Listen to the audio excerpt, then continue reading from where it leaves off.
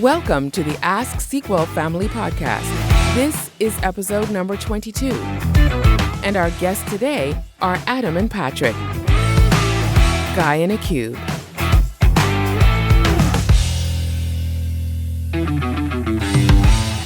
Guy in a Cube is all about helping you master business analytics on the Microsoft BI stack to allow you to drive business growth.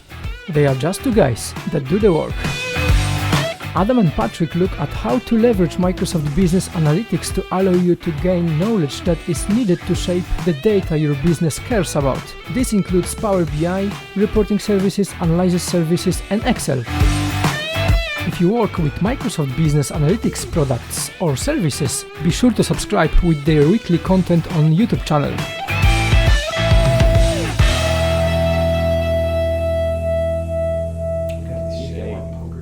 I was like, I think this is, I don't know. I personally want to ask him. I don't want to put it on there. Yeah. It's like, so it's doing the YouTube. If you ask, it's going to be on the thing. I can cut it. It doesn't need to be on. It's going to be on. Right, so I was just like, so whatever you guys do with the YouTube, obviously it's helping you learning the technology, yeah. But like, is it helping you from the career-wise? Career. It helps in many ways. Oh man, For me, in so many ways. Oh.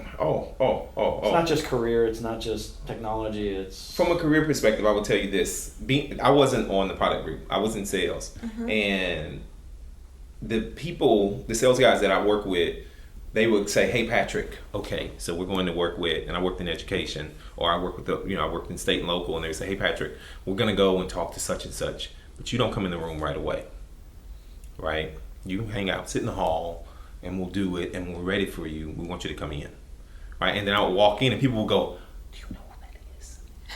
Right? And it's like, "Oh my God, do you know who that is?" Like that, right? And they would use me and then my manager. So my managers, it made them look good, right? And so there was a contest at Microsoft, and they wanted cheated a little bit. They wanted you to tell a story about something you did. It had to be a video. It had to be a video. Yeah. And so I had to make a video on this thing that I created. I created this Power BI at-risk model. It helped teachers identify at-risk students. Okay. And so I built this out, and so I called Adam up, and I was like, "Dude, I want him to do a video. I'm going to edit it. I'm going to do it." No. What he said, he's like, "I need you to teach me how to use Camtasia." And I'm like, "That's cute, Pat." I know. I'm like, what are you doing? What are you doing? I got to do this file. I'm like, "All right, just give me the files." He's like, "Are you sure?" Because my manager, this is a true story. My manager told me about it, but it was an unfair competition. He was like, "Look, if you win this is gonna help, And I'm like, "Okay, all right." But also, if I win, he wins, right? And so I'm like, "All right, dude." And I didn't do it. On the day of, it was like the week before it was due. He called me and he was like, "Dude, are you gonna do the video?" I'm like, "Okay, all right. I gotta learn how to edit videos. Let me call Adam." So I call Adam up. He's like, "Just put the file up." So I record the video, and he kind of directs me on what to do, and he's like, "Say the yo, do the yo." I'm like, "Okay, I'll do the yo." So I do the yo, and I do the video. I don't say Guy in a Cube or anything like that, and I send it to him, and then I get it back, and I watch it, and I was like, "Holy smokes! All right."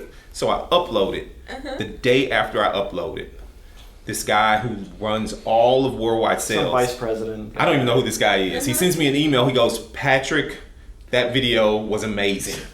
He calls me up, and he shows me the email, and he's like, someone sent that on his behalf, and I read it, and I'm like, "No, that's a personal email." Right, and then I got email after email after email. Yeah. And so then, of course, I won, right? And so we go to... I already told him about that. We go to the conference. So they like a week before, it was in Vegas. A week before, they emailed me, and they're like, "You're a finalist." Yeah, and like with what? 10 people. He was worrying about it. I was, right? So he was sweating. He was like, "I don't know." About 10 people. Yeah. And I'm so like, "Whatever, dude." When we get there, they're like, "Okay, we want we weren't going to take the top 3. So I was in the top 3, but we weren't going to have you guys present because we only want the other people to present because then we're going to have those top 3 and then they'll get an award. But we want all you guys to present to see who's the winner." I go, "Okay, sure. I got this." Right now you're in person. I'm like, I'm winning now. I don't care. And so, but it was another unfair competition. Right? But it really was Guy in a Cube. It really was, right? And so when we get there, and I'm watching these people present, I'm like, oh, this is not even going to be right. And so the lady goes, you don't present in the first round. You three don't present in the first round. I was like, okay. So then we have the finals, and it's us three presenting in the final, four.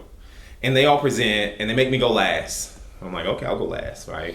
And so I get up there, and they have this streaming Power BI report I created for them, and it's showing the votes. So you vote. So at the end, there was 70, 80 people in the room, and it was 99% Patrick. One of the person received the vote. And then they bring us out on stage, and there's confetti and all this stuff. But honestly, and I had to hear about it for 3 days. Honestly, if it wasn't for Guy in a Cube, I am telling you, the managers, the people, especially in sales, it separated me from, hey, here's the technical sales guys, here's Patrick. It really did. So, and I'll add, like, in terms of, did it help career? Does it help blah, blah, blah? Absolutely. It helps everything. Yeah. It helped me become a better presenter. Yes. It helps me it helps me in my career. It helps me with communication. It helps with, tracking things, like working on things, time management. The thing I'll tell people is to seriously, like, if you're struggling with getting into something, like if you have a fear, whether it's presenting at your local user group or starting that blog or whatever, like, just do it. Like, put your energy into it. You gotta just start doing it regularly, right? You gotta put some effort into that, and great things will come out of it. I remember when I was in support and I was telling people, I'm like, look, at the time I was blogging once a month. That's 12 a year. I'm like, that's not a lot, right? It takes a little bit of effort. Oh, it's taking extra time. I'm like, just do that little bit, and you stand so much above everyone else, because no one else is doing it. Yeah. Find the white space. Find that area where no one's doing anything, that opportunity, and just do it. Don't ask for permission. We didn't ask for permission on the Guy in the Cube. We just started doing it. It separates you, man. It does. It separates you. And when you're working at a company like Microsoft, where not everybody, but you're working with some really talented people. You got to figure out a way to separate yourself. But I would even say just to start doing that one thing that you enjoy, and just put yourself into it. Don't worry about, is someone going to read this? Don't worry about any of that stuff. Do it for you. Don't worry about that you maybe make a mistake or that kind of things. Perfection, no. Yeah, absolutely. It's not helping. The video I just did on the 2 tips, I say, it's almost half. 21 plus 56. Is 56 more? Is 21 half of 56? I didn't even catch that. And I'm looking at the video, and I'm like, oh my God, and it's way less. Oh man, but you know what I'm saying? You can't worry about that. You just can't, I think it doesn't. No, what do you mean? I watched that 2 tip video and I didn't say it. I thought it. I catch it all, right? But you see, that's He's gonna get a scolding now after. Yeah, it's like being a self-critic is really good. I mean, in many ways. Well, some of the other thing, like even doing the YouTube videos, like I've been doing presenting since 2008, but now even I went back and listened to some of the recordings of like me in 2010 and 2012, and I'm like, oh good God, that's awful. Oh, it's so bad. But like with the YouTube thing, the thing I've always heard people before, like if you want to become a better presenter, watch yourself present. I cannot. Like record yourself. And I always thought, this is stupid, right? But doing the YouTube thing, this is better than audio, because you're going to see your facial reactions. Oh my God, it's so bad. You see your tics and things. Doing the YouTube body stuff, works, right? Doing the YouTube thing, that when I first started, people, and Patrick got this comment as well, but I got it when I first started. They're like, dude, your hands are too distracting. Like you're using your hands too much. Okay. And so the way I fixed that, and I told Patrick to do it, he wouldn't do it. I can't do it. I said, I sat on my hands for like 3 weeks worth of videos. I can't do it. Just so I didn't use my hands at all. I have to use my hands. And so that kind of taught me to be a little more like prescriptive with my movements, more intentional. If I don't use my hands, there's no Patrick.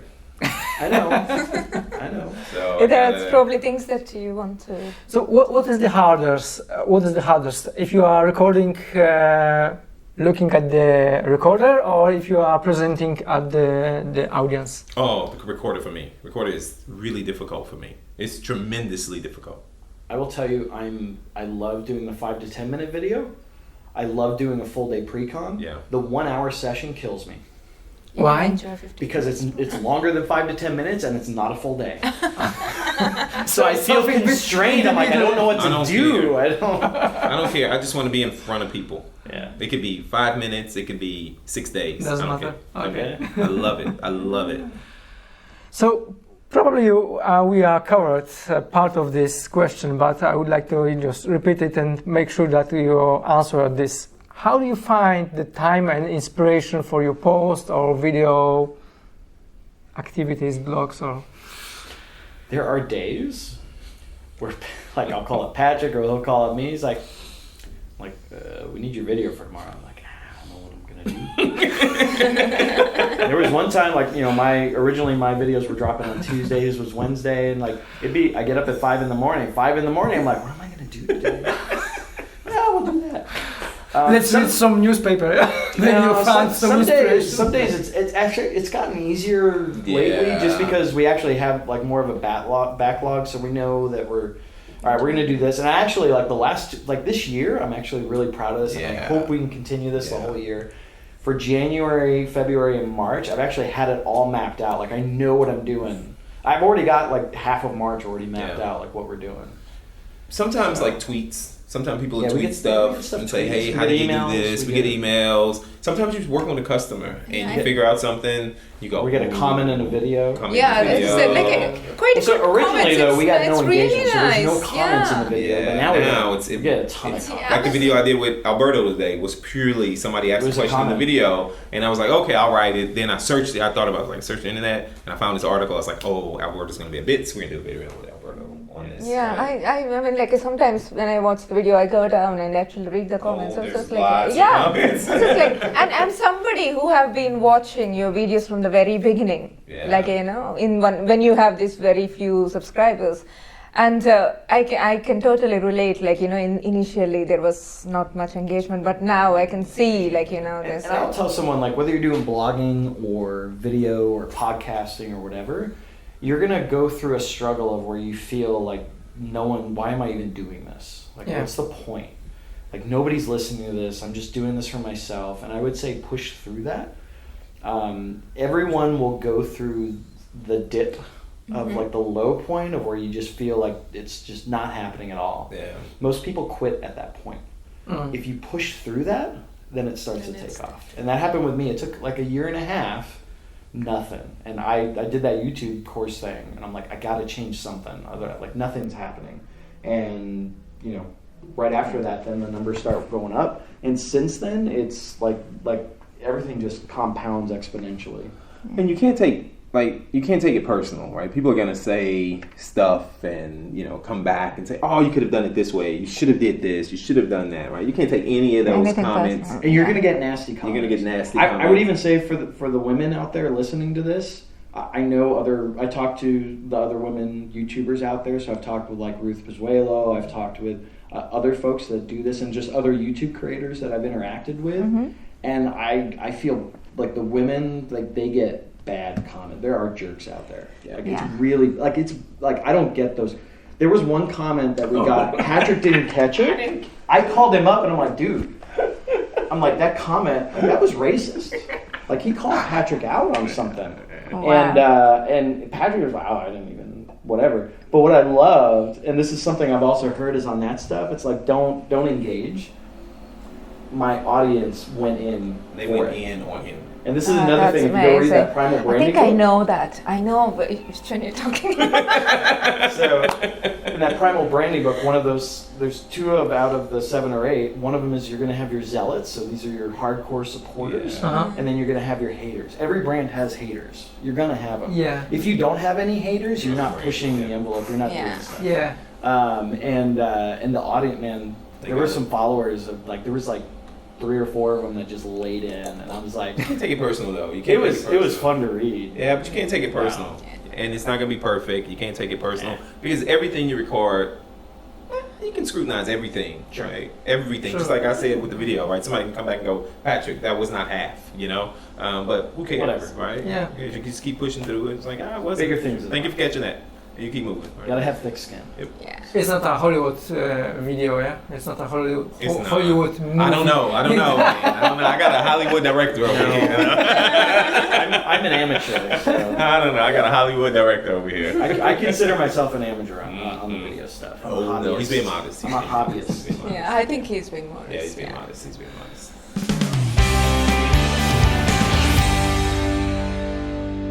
What hints would you give to young people who wanted to start working in IT market or maybe with Power BI, desktop or whatever? You can't be afraid. You got to start at the bottom. Like you need experience. So most people, they want the fame, the glory right away. It takes hard work. You got to do the work, right? You got to start somewhere. So for me personally, I never went to college. Mm-hmm. Right? So I never. Most people are surprised. Like I'm, principal program manager at Microsoft. They're like, oh my gosh, you didn't. Never went to college. I started doing support for Microsoft on the consumer side. It was a contract position when I was a senior in high school. I built my first computer when I was 16. So it was all experience, right? And it all led up to what I'm doing today. But most people, they don't want to do the work. They want to jump right ahead to the good stuff. I'm like, you got to do the crappy job. You got to start there. Yeah, I work at help desk. If that's what it takes. When I started my career, I was a mortgage underwriter. I was underwriting loans. So if you get a house, I would approve the loan, and I took like my pay cut got cut in half because I wanted to go to IT. Mm-hmm. And I worked as a report. You're starting over. I was writing queries for reports. Yeah, that's what I did. Mm-hmm. But you gotta, if you want to do the work, do the hard work, it'll pay out. And I hear this from folks that are like in their 20s, and I'm like, come on, man. I'm like, you've got so much time in front of you. You're gonna get there. Just take a few years and do the work. And then while you're doing that work, look for opportunities where you can fit in and do something above and beyond. And you start doing that, then it gets noticed. Yeah. And then market yourself. Networking is super important. Networking is super I tell people that at the office. So Bob Ward's big in the SQL community. And I'm good friends with him at the office. And there'd be people that were like 3 rows away from where Bob Ward sits, right? It's magical, right? Like you've got that Bob Ward, Bob Dorr, Keith Elmore were like the heart and soul of SQL Server support. And like you're right next to them. And I was that way too when I moved to Las Colinas, and I'm like, I was told, get to know Bob, and I'm like, they're SQL guys. I'm like on this other team. I don't have anything. And then I figured out, I hacked it, right? I'm like, how do I do this? And I'll just start participating and asking questions and engaging and networking. And I'd tell people, I'm like, okay, if I go up to Bob right now, does he know who you are? Mm-hmm. I don't know. I'm like, and the answer is no. I'm like, why doesn't he know who you are? Like, well, ask him questions, engage with him. I think that's important, right? So opening your mouth. Yeah. Right? Because I see a lot of people. Be intentional with it though. Don't just. Yeah. When we're at conferences and stuff, and you can see people pointing like, and I walk up to them like, it's okay to say hello. I won't bite. I'm not gonna bite you. If you want to say hello to me, please. I like to talk to people, right? And we're like Olaf. We like warm hugs. And if I see you, and I watch people, I'll stand, like I'll go out here tonight, and I watch people, and they'll point, and I'll go, hey, how are you? Yeah, but normally I think I know that people are afraid to come to you and say hello. I like it. Yeah, I know. I want you to say hello. I want you to give me a big hug and like at the user group last night, I was walking down the aisle. I'm like, I know. I was like very impressed. I was telling you as well, isn't it? It was like Andrew's just like, what are you doing? I'm like, I'm talking to the people. And I was like, I was really admired you there, going everyone and. If talking. you come to my sessions, the first 2 rows, he does that too. I will come out in the first 2 rows at my session, and I'll talk to the people in the front row because you can see them whispering and stuff, and I'm like, well, come on, hey, Patrick, how are you? Nice to meet you. And what I do have you a do? thing too. Like I have a question that I ask everyone, and it starts the conversation. So I'll just ask them like, if you had a magic wand and could change one thing in Power BI to improve adoption, what would it be? I remember that question yesterday. Because I truly believe that we're all one step away from where we're trying to go or what we're trying to do. And it's a person. It's one person. You just got to meet that one person. And if you never walk up to me and say hello, how do you know I'm not that person who can say, hey, we're hiring. Hey, you're doing this. Let me let you talk to such and such. And I've always said, I've looked back and I always tell people, like, I've been lucky in my career, in my life, that I've always had mentors around, natural mentors. Not like someone's assigned to me to be a mentor. No, it's like there was a natural mentor Bob Ward was one of those people. He was probably the most influential in my life. And I look to him as a father figure. Like he refers to me as a brother, but I'm like, nah, man, like it's more than that. And I've said I've just been lucky about that. I'm like, it's not luck. I'm like, I've reached out to these people. I engage. I seek out, like, because I want to learn, right? You helping your luck, basically. Right. Yeah. I'm like, I've got to learn. You created your luck. And like, I know Bob Ward in the support world, like that was the most influential person there. I'm like, I need to learn from him. Yeah. I just started asking questions. And then he picked up on, so it was like, he didn't know who I was. Yeah. In fact, he actually made fun of me. Because he says this, he just said it when we were doing the keynote prep. He was telling one of the new folks about how we met. And he's like, man, who's this idiot that's got like this big Star Wars Lego thing in the office? Like, oh, that's this Adam guy. He just transferred here. And then I started going to his weekly triages, asking questions. And then this is how I got into, because again, I'm engaging with him. Yeah. So people always ask, how do you start speaking? Well, for me, it was Bob Ward, because he recognized, he's like, man, he came up to me, he's like, you ask really good questions. He's like, have you ever thought about speaking? And I'm like, audiences don't bother me. I've never done a technical talk before. He's like, are you okay with it? I'm like, yeah, sure. He's like, all right, we got this thing called Past Summit. We have some sessions there, and like, we can get you involved in it. I'm like, all right, cool. He's like, all right, so pick out your topic, go in there. I'm like, all right, great. So a couple weeks go by, and I'm like, all right, how long do I need to do? Is it like an hour, a half hour? He's like, well, we like to start people out that are new. We like to start them off a little gentle, less pressure. So we get them started in this thing called a pre-com. And I'm like, all right, I don't know what that is, whatever. Like, can you answer my question? How long? I was thinking like lightning talk or something. Right? And then I'm like, all right, well, how long is that? Is it 60 minutes? Whatever. He's like, oh, it's like 7 or 8 hours. And I'm like, what the? I'm like, you trolled me on this, didn't you? And he's like, well, I didn't want to do it, and I couldn't get anyone else to do it. And so I did the next 5 years. I was the one doing the pre-con because basically now it was on me to find someone else, and apparently people were smarter than me. And they're like, hell no, I'm not doing a pre-con. So I had to do it 5 years in a row. Wow. And that's how I got into speaking. But it was because I engaged, right? I asked those questions. Yes. And then networking, yes. Well, and as I asked those questions, I did it. Then he specifically, or someone around there, specifically said, "Okay, we need to move Adam right next to Bob." So I sat next to Bob Ward, Bob Dorr, and Keith Elmore for like 8 years, and now I'm just learning from them. And so I would always say I'm not a SQL guy, but I'm sitting next to the legends on the support side, guys that wrote the book on this stuff, and I absorb it. We went to lunch, we did the walk, we did all sorts of stuff, and so now I'm like, I know some SQL stuff, but I'm not an expert on it, but I can hold my own, and it's because of just being around them. But we would engage, and we would do things, and he would coach. I would always say Bob Ward, he's a smart man, but I would say I go to Bob more for like career and like political type advice, and then Bob Dorr was like the smartest guy that I know, and I would go to him for like technical, like we called him the bit head, and so it was just, I just engage, I latch on to people that I can get help from and I can learn from. And my manager one time, he's like, hey, we need you to get a mentor. You need a mentor. I'm like, I got 17 of them. Like, I go to this one for that. I go to this one for that. And he's like, okay. I'm like, I go to who I need to. I'll ask the questions. I'll learn it. So don't be afraid. It's amazing that how much your life can change, because of networking, basically. Oh, yeah. Okay, so this is the first factor, is very important, yeah? So what else? I mean, okay, I know this, all those things is very important, and we covered that, but what else? If you are starting, in the IT market, or if you would like to start, let's say, working with Power BI, for example. I would say, what do you need to do? I think I made this Well, you should watch Guy in a Cube. Yeah. Absolutely, yes. And subscribe. Selfish plug. When I first started IT, I did everything. I was a developer, a database administrator, I did reporting, help desk. Can't do all that stuff, right? And I meet a lot of, I call them kids because I am a little older, kids. You were born in the 1900s. I wasn't born in the 1900s.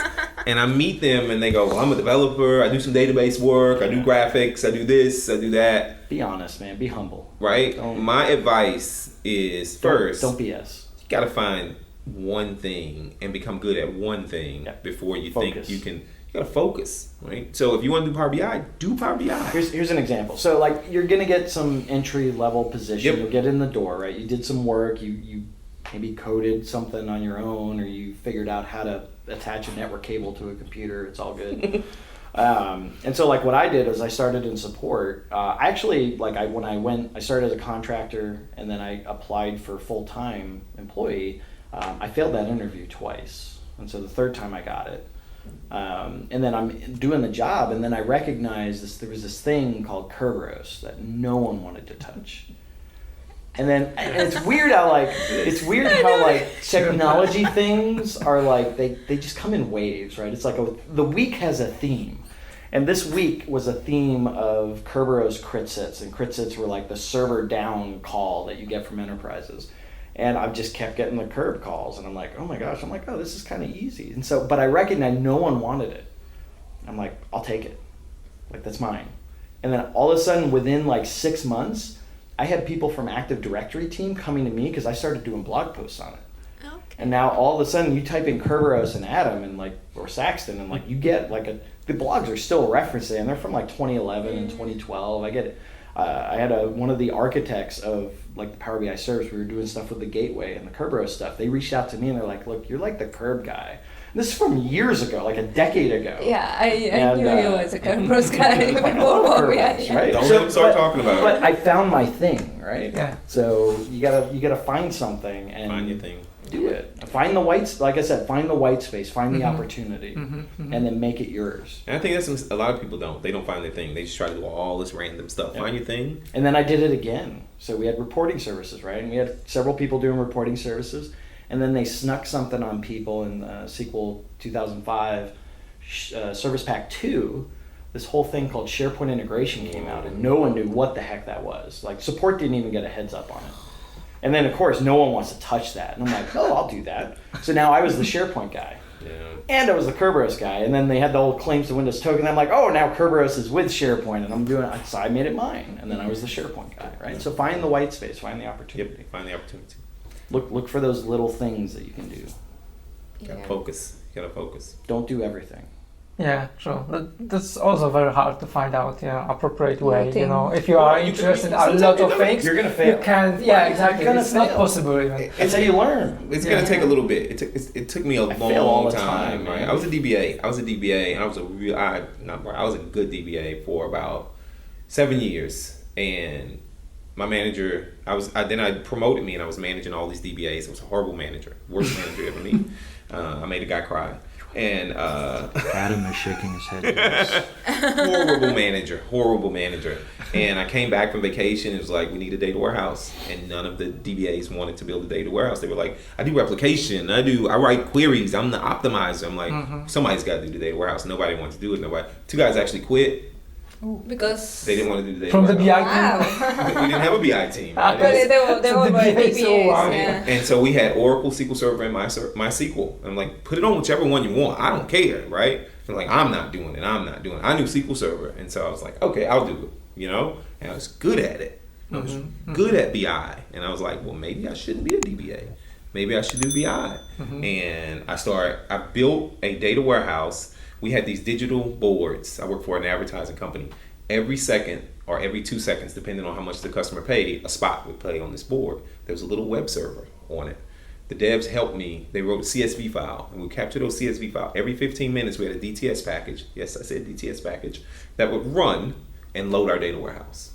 And I wrote 2 Windows services that would poll these directories. Right? And it was loading. DTS for all you young people. Oh, it's like the SSIS stuff. SSIS.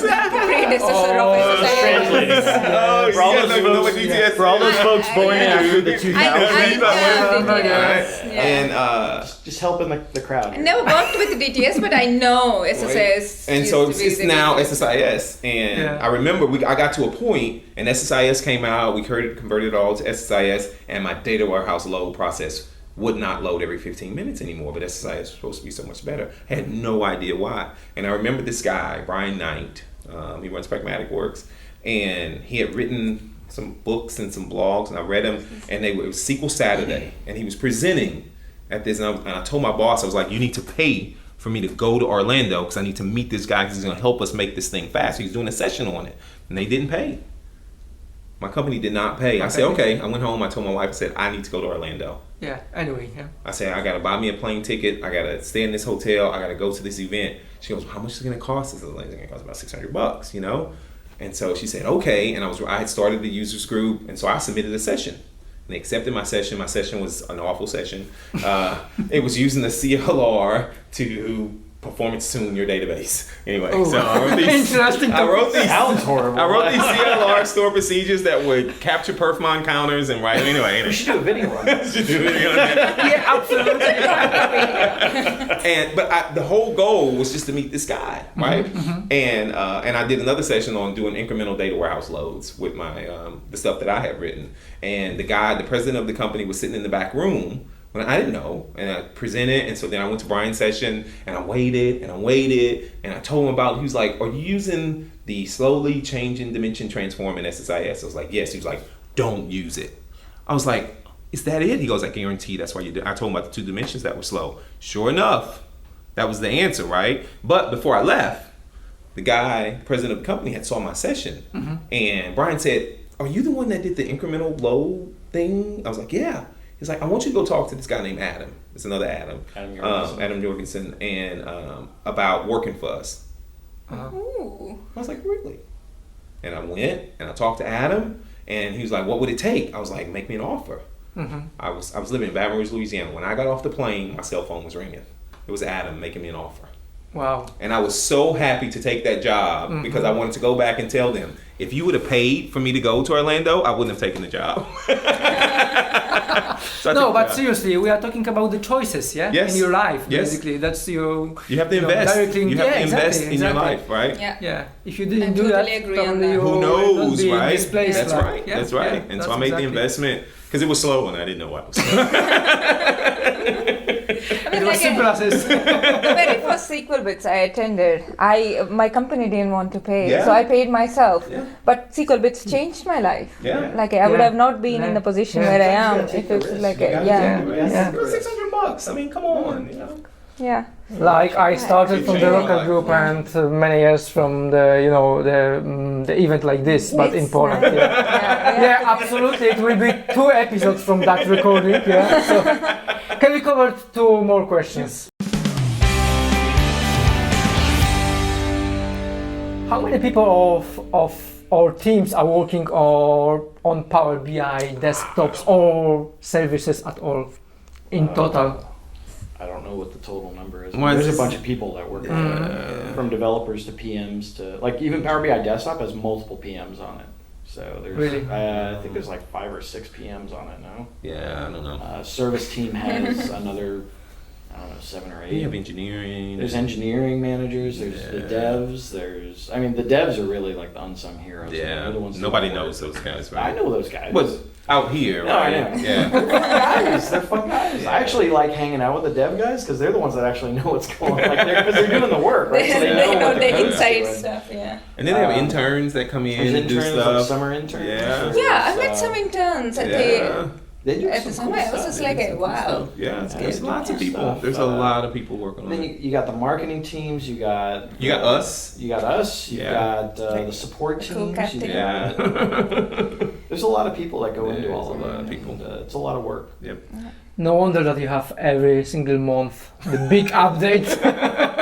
Well, no, I mean it's a huge team that cranks out a lot of features. Yeah. Honestly, I'm amazed. It's amazing that the amount of features that they do. I don't think they have enough numbers.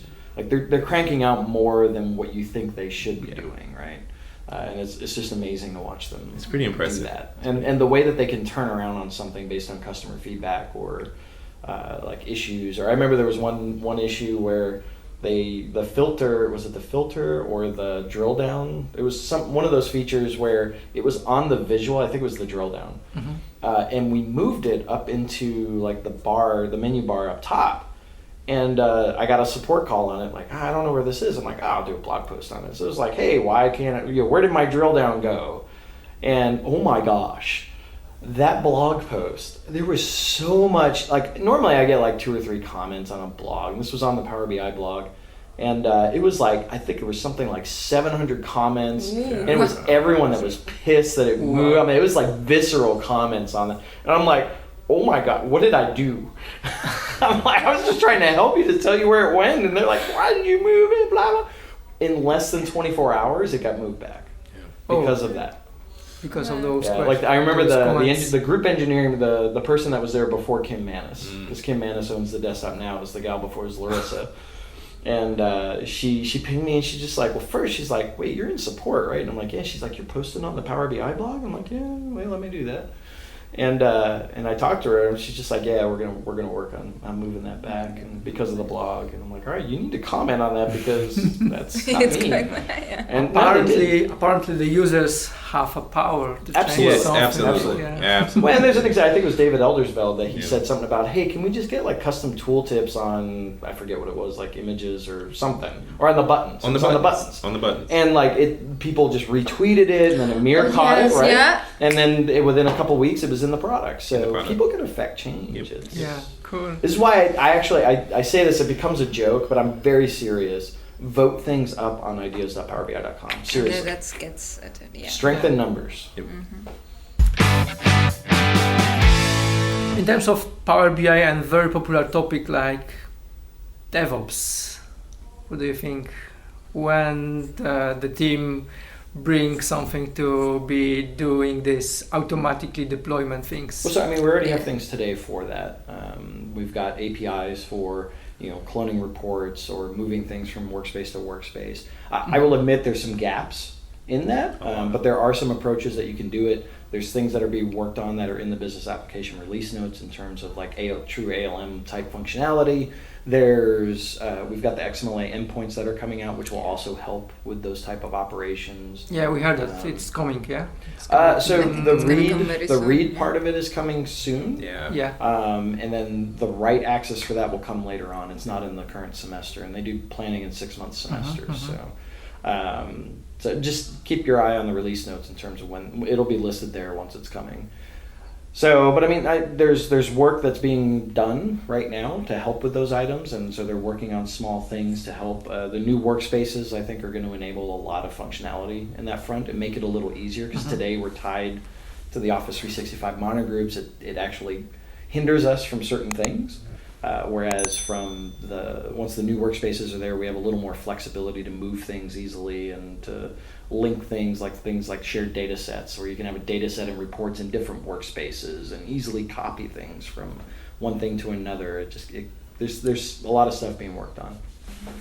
Cool. It'll get better. Yeah, I will be following this. Yeah. Especially from the so looking forward to the new workspaces coming out of the preview with all the features and stuff. Good stuff. Cool. Okay, guys. I think we feeling covered so a lot of things. Yeah, thank you very much for this. Thank you so much. But welcome.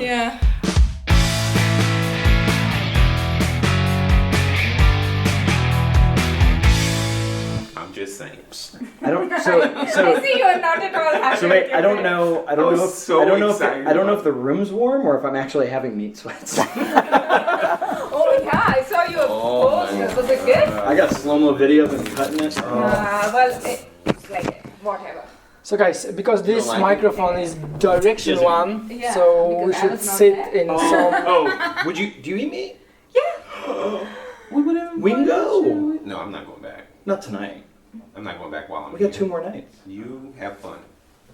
I'm just gonna eat like vegetables. Bob was talking about going Saturday night. It's just like something happened to you after you sit thinking there. about the position where you sit. You gotta replace us, Mr. I take my beer real personal. That's gonna get all of us? No, this is for you guys, and we have Patrick, you need to separate come one. sit next to me. Yeah, if you could. I want to sit next to Prathy. I know. Okay, so Prathy will be sitting here. Okay, I can promise you.